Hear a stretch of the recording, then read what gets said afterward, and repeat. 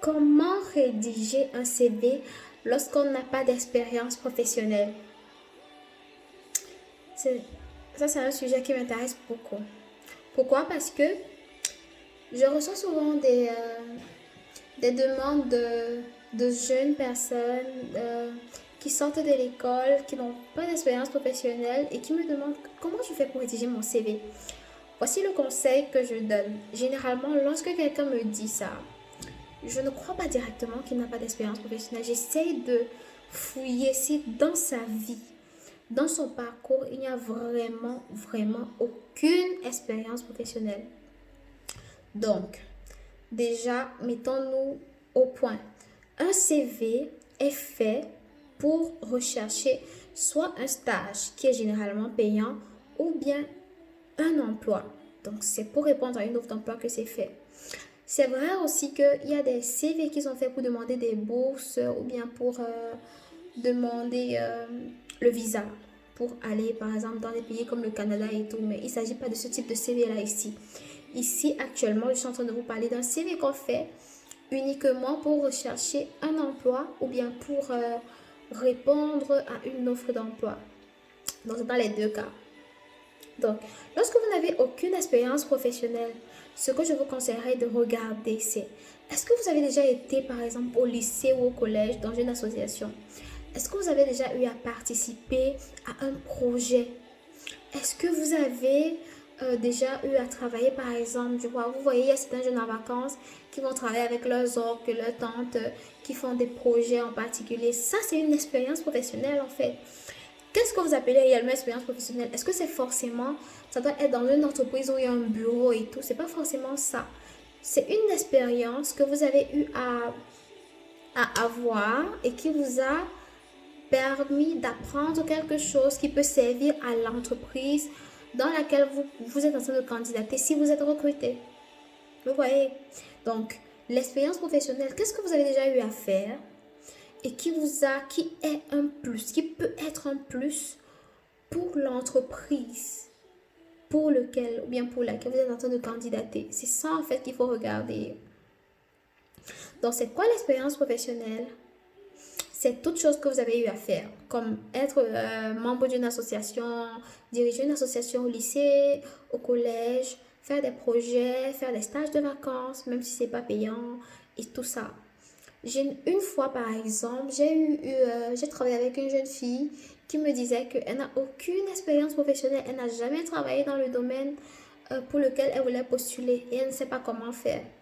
En lui posant des questions et en essayant de creuser un peu plus, je me suis rendu compte que elle a déjà travaillé dans le domaine dans lequel elle veut postuler, seulement qu'elle ne savait pas. Elle avait déjà eu à travailler pendant des années, donc plusieurs mois, en vacances, pour la ferme de sa famille.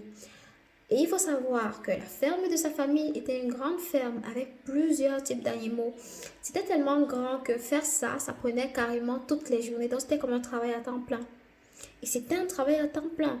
Et elle s'occupait de quoi? De la comptabilité, parce qu'il fallait vendre les bêtes, il fallait les nourrir, il fallait acheter la nourriture pour... je ne sais pas comment ça s'appelle, désolée. Il fallait acheter la nourriture pour les différents animaux et tout. Il fallait nettoyer, il y avait il y avait un certain type de process qu'il fallait mettre sur pied en fait. Et ce de façon très régulière. Donc, après avoir creusé, je me suis rendu compte que elle a fait, je crois que c'était 2 ans, durant lesquels elle faisait, pendant les vacances, pendant de longs mois, parce qu'elle avait de grandes vacances. Donc pendant de longs mois, elle faisait ça. Et pendant au moins 2 ans, vous voyez. C'est une très bonne expérience professionnelle en fait. Et le domaine pour lequel elle voulait postuler avait un rapport avec ça justement. Puisqu'il s'agissait de faire des rapports, de faire un suivi et tout. Donc on a juste trouvé le moyen de prendre ça et de bien renseigner ça dans son CV. L'entreprise, c'était une entreprise. Forcément, c'est une entreprise.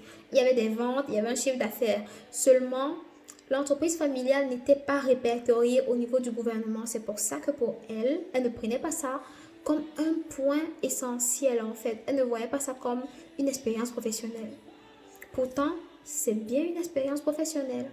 Elle a appris quelque chose et elle était apte juste. Quand elle a commencé à me parler de ce point-là, elle m'a donné tellement de détails et on sentait qu'elle était passionnée, elle aimait faire ça. Donc, il faut regarder, est-ce que vous n'avez jamais fait de stage? Est-ce que vous n'avez jamais aidé un oncle en vacances pendant peut-être 2 mois? Qu'est-ce que vous avez appris? Parce que c'est ça le plus important. Est-ce que vous avez appris quelque chose de valeureux? Est-ce que ce que vous avez appris peut servir à l'entreprise et ce de quelle façon? Et c'est aussi simple que ça.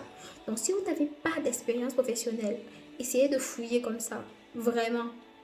Maintenant, si après avoir fouillé, je vous conseille de me contacter, on fouille ensemble. Parce que souvent, on pense qu'on a rien, mais généralement, il y a quelque chose. Je connais quelqu'un d'autre, par exemple, aussi, qui disait qu'il n'a pas d'expérience professionnelle, alors que il a une entreprise qui vendait, je crois que c'était les arachides, les caramels. Il embouteillait les caramels et il mettait dans les sachets et il vendait ça en fait. Mais ça, c'est une expérience professionnelle. Il avait le nom de la marque qui était posé dessus et tout. Et en fait, ça, c'est une expérience professionnelle qu'on peut mettre à profit. Maintenant, c'est juste que ça ne peut pas servir pour toutes les entreprises. Mais ce qu'il apprend, ce qu'il a appris là, en tant que chef de ce projet-là, pendant le temps que l'activité était rentable et tout, ce qu'il a appris, il peut mettre ça au profit d'une entreprise. Donc, c'est un peu ça. Maintenant, si après analyse, vous voyez évidemment que vous n'avez vraiment aucune expérience professionnelle. Donc, depuis que vous êtes né, vous êtes resté chez vous jusqu'à aujourd'hui. Vous n'avez jamais mis les pieds quelque part, vous n'avez fait aucune activité, rien du tout. Ce que je vous conseillerais de faire, c'est de commencer par un stage. Honnêtement, c'est juste ça que je vous conseillerais de faire parce que l'idée, en fait, lorsqu'on rédige un CV, c'est de ne pas inventer des choses. Parce que mentir, ça ne sert à rien du tout. Ça ne va pas vous aider. Ça ne va pas nous aider. Ça nous fait perdre du temps à tous les deux, donc à ceux qui sont recruteurs et à ceux qui sont en recherche d'emploi. Parce qu'un recruteur veut recruter quelqu'un qui va mettre du temps dans l'entreprise, qui va rester sur du long terme, parce que ça ne sert à rien pour lui. C'est une perte de temps que de recruter quelqu'un qui va faire quelques mois et qui va repartir, parce qu'on va voir qu'il n'était finalement pas compétent. Donc ça ne sert à rien de mentir, parce que ça va vous donner de l'argent en quelques temps, mais ça va vous créer beaucoup de problèmes et ça peut salir votre dossier. Parce qu'on ne sait jamais. Un bon travail fait peut vous donner beaucoup plus de travail demain. Donc, vous pourrez être recommandé pour ce que vous faites bien. Donc, c'est mieux de ne pas salir votre nom et de ne pas salir votre dossier en quelque sorte, si je peux dire ça comme ça. Donc, si vous n'avez aucune expérience professionnelle, commencez par un stage. Allez dans une entreprise. Vous n'êtes pas obligé d'être rémunéré. Allez dans une entreprise, vous faites 1 mois, au moins 1 mois. Et vous vous rassurez de vraiment apprendre ce qui est fait dans l'entreprise. Vous vous rassurez d'apprendre quelque chose, de maîtriser ce que vous faites. Si en 1 mois, vous n'avez pas maîtrisé, vous restez jusqu'à ce que vous maîtrisez quelque chose. Si c'est 3 mois que ça vous prend, vous faites 3 mois. Si c'est 6 mois, vous faites 6 mois. Et quand vous savez que vous avez au moins maîtrisé quelque chose, vous pourriez maintenant demander un emploi à partir de ça. Ça, c'est la stratégie que je vous propose. D'aider quelqu'un gratuitement. Donc, aider quelqu'un gratuitement, ou bien aller postuler quelque part comme stagiaire. Et vous précisez que vous ne voulez pas être rémunéré parce que aucune entreprise, même lorsqu'elle recrute un stagiaire, ne veut quelqu'un qui ne va ajouter une plus-value dans son entreprise. L'entreprise existe pour 2 raisons. Pour satisfaire la clientèle, ça c'est la deuxième raison. Et la première raison, c'est pour faire du chiffre d'affaires. Donc, même quand elle recrute un stagiaire, elle veut que le stagiaire vienne mettre à profit quelque chose qu'il a appris, qu'il connaît, qu'il a en lui, pour que le chiffre d'affaires de l'entreprise puisse être croissant et également pour que les clients soient satisfaits. C'est ça généralement. Donc, étant donné que vous savez que vous n'avez aucune expérience professionnelle et que vous savez aussi que vous n'avez rien à apporter en plus à l'entreprise, prenez un stage. Parfois, certains employeurs demandent de payer.